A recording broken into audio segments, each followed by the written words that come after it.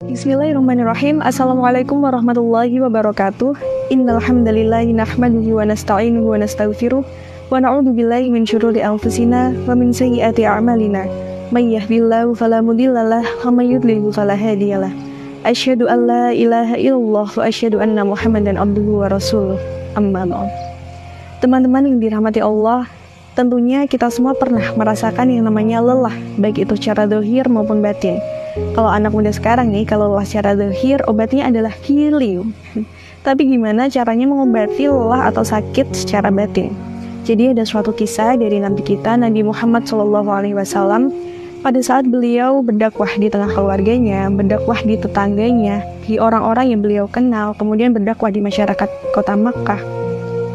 Beliau itu tidak sedikit dari mereka yang menolak dakwah dari beliau. Jadi beliau Rasulullah SAW ini mendapatkan suatu penolakan, baik itu berupa caci makian, berupa hinaan, sampai akhirnya pada saat malam hari beliau pulang dalam keadaan lelah secara zahir batinnya, disambut oleh Sayyidah Khadijah, disiapkan makanan, disiapkan air hangat untuk beliau, untuk sedikit menenangkan rasa lelahnya beliau. Sampai akhirnya Rasulullah ini beristirahat dengan Sayyidah Khadijah.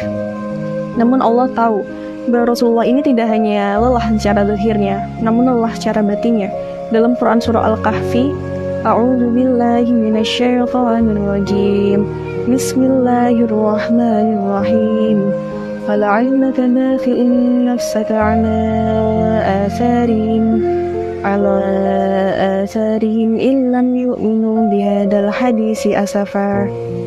Hampir celaka Rasulullah SAW ini karena terlalu mengkhawatirkan, terlalu bersedih karena memikirkan itu tadi. Jadi Rasulullah ini sakit secara batinnya atau lelah secara batin itu bukan karena dicaci maki, bukan karena diperlakukan secara hina, tapi karena beliau ini terlalu khawatir atau terlalu bersedih karena memikirkan kaumnya. Bagaimana mereka nanti kalau mereka itu selalu menolak ajaran agama Islam, bagaimana mereka nanti di akhirat. Jadi Rasulullah ini selalu memikirkan kaumnya, terlalu khawatir, takut nanti kaumnya bagaimana begitu.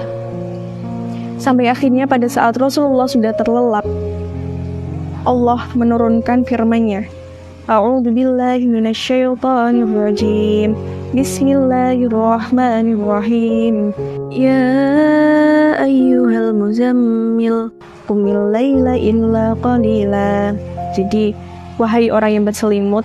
Jadi Rasulullah pada saat lelap tadi dibangunkan oleh Allah untuk sholat malam.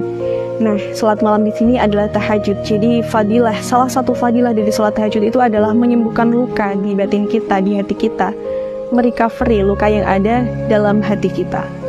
Jadi buat teman-teman yang sedang merasakan galau, putus cinta, patah hati, atau apapun itu yang berhubungan dengan penyakit hati ataupun penyakit batin, lelah secara batin gitu ya, obatnya adalah dzikrullah, mengingat Allah. Dan waktu yang paling tepat, yang paling bisa masuk ke dalam hati kita itu adalah malam hari. Dalam Quran surah Al-Muzammil juga ayat 6 itu, A'udzu billahi minasyaitonir rajim. Bismillahirrahmanirrahim.